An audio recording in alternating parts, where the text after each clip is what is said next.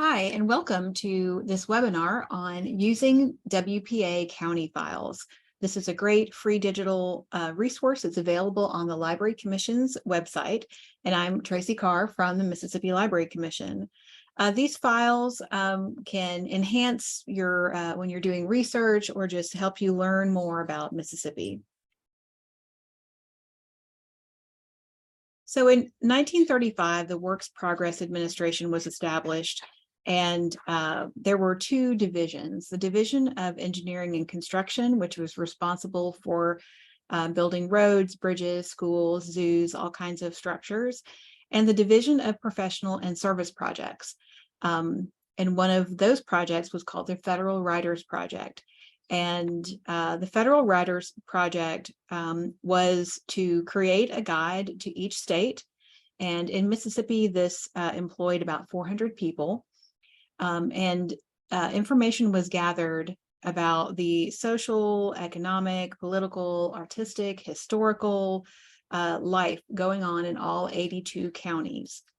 So each of the states, plus some major cities, all had a guide. And here is a display of some of those guides and a lady reading one of the guides, which was called American Stuff, which of course I had to investigate further. And that particular volume is an anthology of prose and verse by members of the Federal Writers Project. And there's also 16 prints by the Federal Art Project in this volume. And if you also really want to look at it like I do, there are copies at JSU and Ole Miss libraries. Just a small diversion there. So the Mississippi American Guide was published in 1938. And I have a picture here of, it says 1988 was this reprint, but it actually, I think this is a later version, but it is just the exact same text. It hasn't been updated. So the field workers who went throughout the state in all 82 counties were tasked with examining city and county records, interviewing old inhabitants, that was the quote, collecting and compiling data, and indexing and condensing this information. So as you can imagine, there is much more to the history of all 82 counties than would fit in a standard size guide. Also, is every single detail of interest to the general reader? Maybe not. So the version of the state guide is radically different than what's in these county files that we're going to talk about today. So in the at the beginning of each of the counties file, there is an introduction that kind of serves as a disclaimer that states that this is source material for history. It's a simple presentation of facts and alleged facts, because most of these the files contain information done by interviewing people. It's very anecdotal. It relies on personal memory. You know, you kind of have to take it with a grain of salt here and there. So it goes on to say, the aim is to preserve the intimate, factual history of the citizens of the county for posterity. And it says that it's hoped the source material will prove valuable for reference and as a basis for further and more intensive research. So that is the nice way of saying, take this with a grain of salt, take some elements and research further to try to verify them. So what is in these files? So the field workers were given an assignment, and we'll get into some of the topics that are included. But let's say someone is tasked with finding out about all the notable architecture in a county.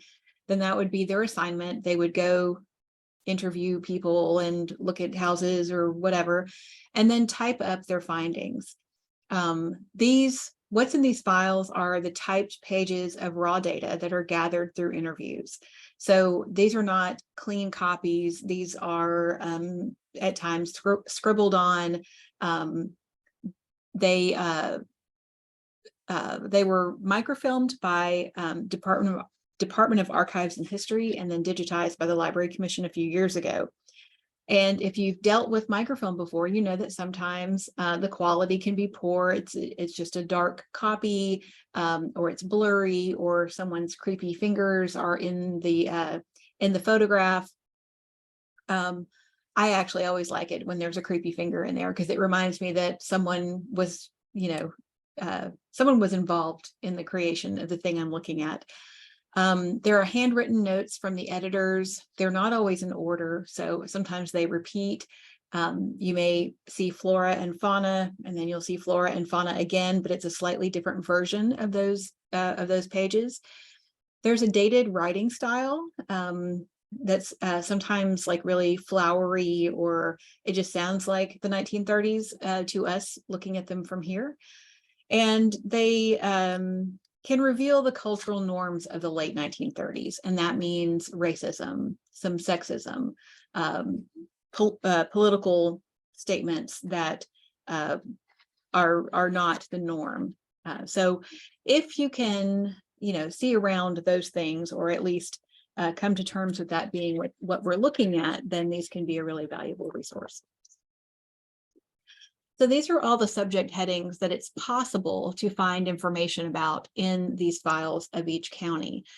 Not every subject is going to be present in every county.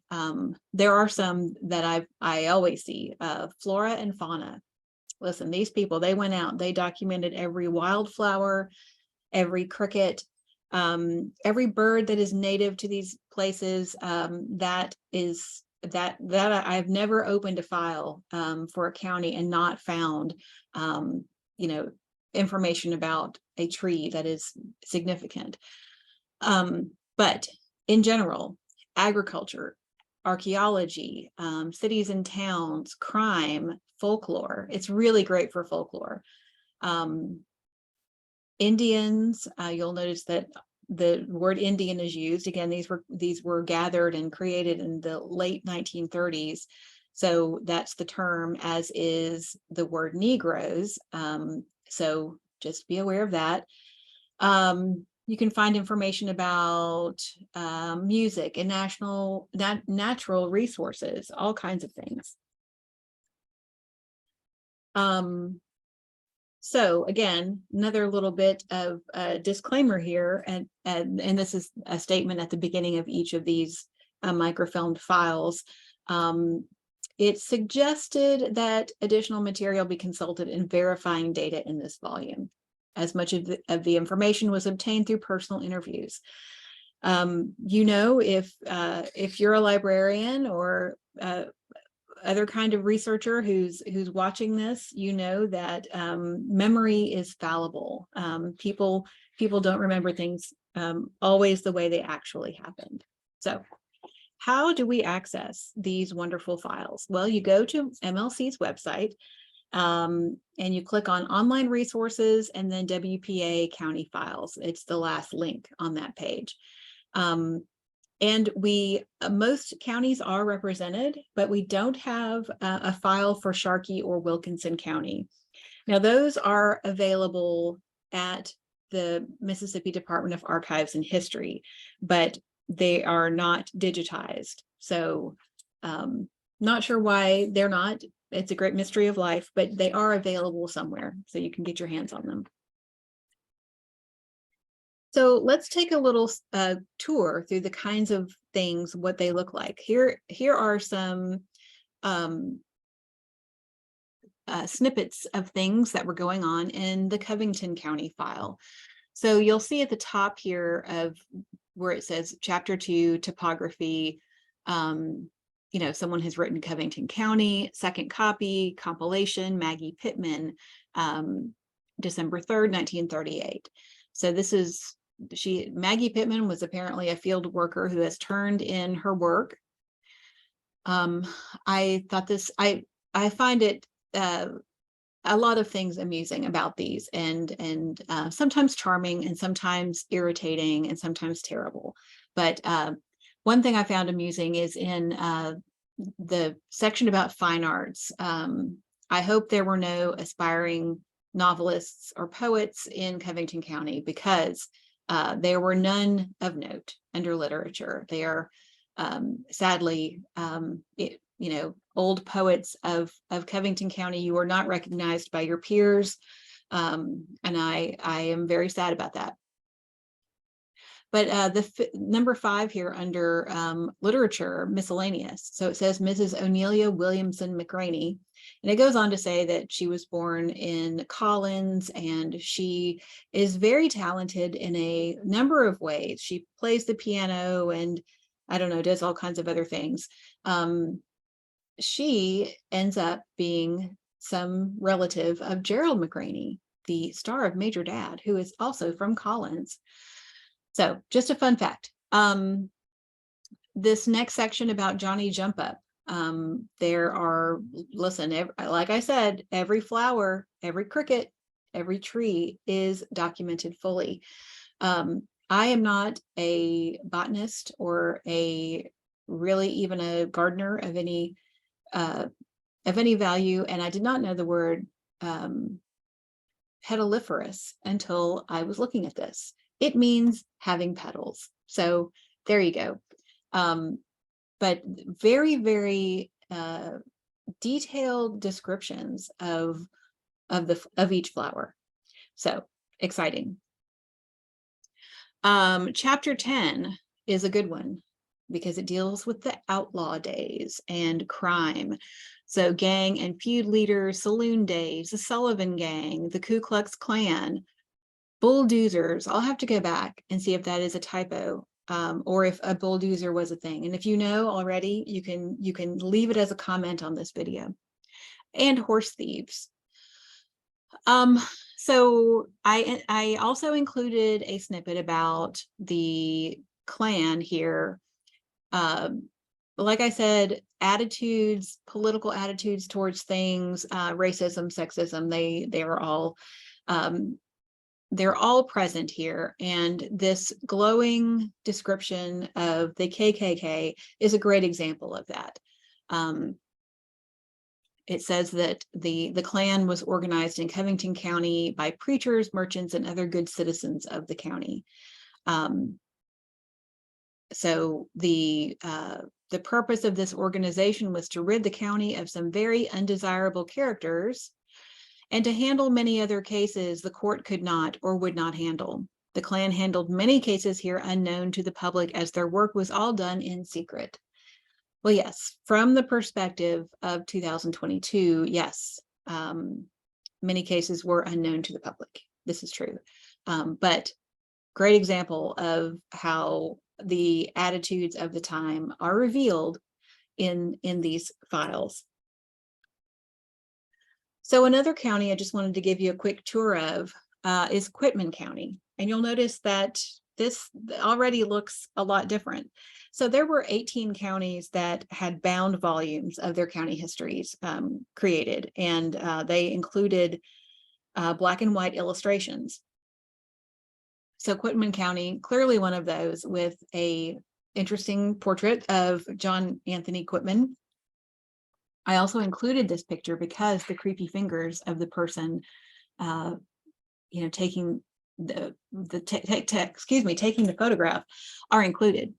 And Quitman County has this wonderful table of contents. They all don't have this. This is a gift that you can see not just what is in each chapter, but all of the topics within each chapter. So you could, in theory, actually look and see if the thing you're looking for is in these. Most of the time, you just have to just hope for the best, although these are PDFs and they are searchable.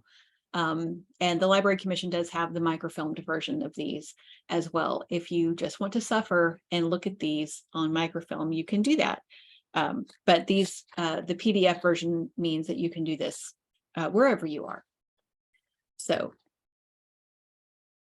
again, just a quick tour around Quitman County in some snippets here. If you're wondering, I don't know, we're doing a very intense Quitman County crossword puzzle and it was all about aquatic birds. Well, look, here you go. There are about 20 different ones listed. I honestly, if someone forced me to name 5 aquatic birds, I would run out of steam after like heron and crane. But look at this: the nuthatch, the sapsucker, the hummingbird, the cliff swallow, martins, blackbird, bluebird, kildee, cow martin, and the list goes on. Let's see if there's a lot, like I said, the flora and fauna covered, very much covered, down to the kind of soil. I don't know why I find it so amusing, but the sarpy soils, sarpy is a word I also did not know until I read this. Sarpy soils are brown on the surface and lighter brown in the subsoil. It's the texture is lighter. Sometimes it's a brown to brownish drab. Fascinating, but it will be. That's important to someone.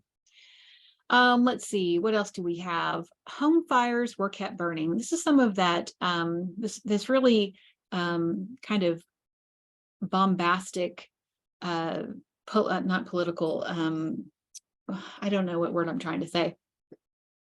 The language here, I said would be dated, and this is a great example of that. This patriotic language that does not sound, it just doesn't sound supernatural. Well, it kind of sounds supernatural, but what I mean is it doesn't sound natural. To those who had left them the cherished memory, and I am giving it a little twist here, of the loved and lost, and the solemn pride that must have been theirs to have laid so costly a sacrifice upon the altar of freedom, the citizens not only offered sympathy and paid homage and respect to their dead, praying that the Heavenly Father might assuage the anguish of their bereavement, but worked individually and collectively to carry on. That is how the people of Quitman County kept the home fires burning. So you can see where, if you were an out of work person with a flair for language, this would be a great job for you, because you can use your craft to include information in this county file.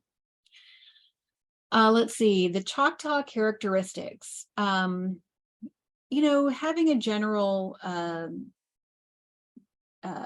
generalities about groups of people are generally not things we endorse nowadays. So characteristics about an entire tribe of people like Choctaw: they love war, they're acquainted with stratagems, they never fight in order or stand their ground. These nevers and always are, you know, things of the past, but interesting to read. And then we have, there was a section called, I think, I don't know, it wasn't antiques, it was some other word. But we have some examples of the antiques found in Quitman County. A treasured quilt was made from Mrs. L.V. Ruth's wedding dress in 1857. Mrs. Ruth also has a pair of tan brass-toed shoes that belonged to one of her ancestors, Mrs. J.H. Bryant. These little shoes are 67 years old. Can you believe that? Shoes from 67 years ago. That is quite amazing and absolutely needs to be included in a county history. So if you like little tidbits like this is going to be great for you.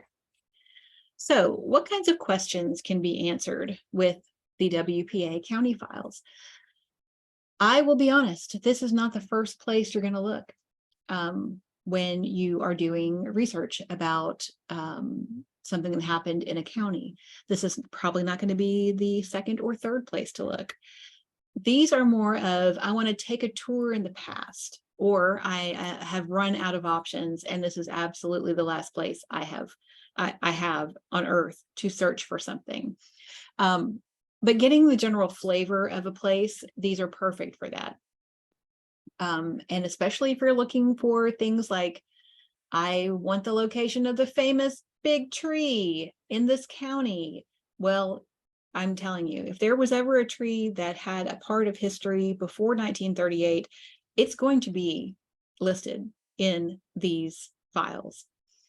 If you need a list of what people did for entertainment, there's lots of information about various dances or amusements. And much like we are reading these and thinking, oh, people of the past, you're so funny. They also had the same attitude about like, well, 20 years ago, people were still log rolling. And in some counties, they still find amusement through log rolling. Can you believe it? It's so passé to log roll these days. Like I said, the plants, again, this is a great source. What kind of plants are native to this area? And in general, what were the local attitudes about blank in the early 20th century? You can get a really good grasp of that. So I'm going to tell you a quick story about how I've used these files in the past. I had a patron whose grandmother told him a story that he wanted to verify, and I can completely understand that because I too have tried to verify some of my grandmother's stories. So she grew up in Kilmichael, and she said that there was a 6-toed Indian man named Nancy who he wore a dress and a bonnet, and he would steal, if you had a dress and some bonnets on your clothesline, he would steal them. And he lived in a cave, but he had an amazing throwing arm. So amazing that if you opened your back door and hollered, "Hey, Nancy," that a few seconds later, a rock would hit your house. So he wanted to know if this was true. Well, okay, long shot, right?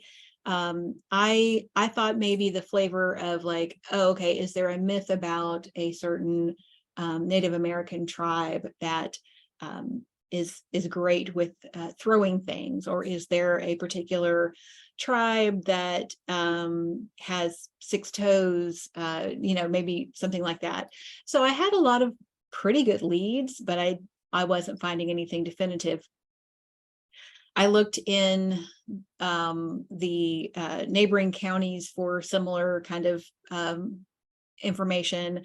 So as a last resort, I went to the WPA file, and all of a sudden I can't remember what county. Oh, Montgomery County. That's where Kilmichael is. So in the Montgomery County county file, there is a section called Remaining Indians. And so this was after the Trail of Tears. And it says, when the Indians were moved to their new territory in the West, a few would not leave their old homes, and in accordance to the terms with the terms of the treaty, these Indians were allowed to remain and were granted lands within the county. They were compelled, however, to become American citizens and to obey the laws of the state and county. 5 Indians chose to remain here at this time. Okay, so we have a few people, and Nancy were also granted patents May 23rd, 1846. And that too is the source of that citation is the Montgomery County land roll from that time. So I was as shocked as you are to learn that at least we don't know about if Nancy had a great throwing arm. I cannot verify if he had 6 toes or not, but I could at least verify that Nancy was real. He was in Montgomery County. He was a Native American. His name was Nancy. So I considered that a huge win. So I hope that you will use our digitized resources. Many thanks to the Department of Archives and History for making these available on microfilm to begin with for us to digitize. And if you have any questions or want us to do some searching for you, you can contact MLC's reference desk at 877-QUICK-REF. You can email us at mlcref@mlc.lib.ms.us, or you can text us at 601-208-0868. So if you are using these files and find an interesting tidbit or something amusing, please let us know. Send us an email, leave it as a comment on this video. We'd appreciate it. So again, thanks.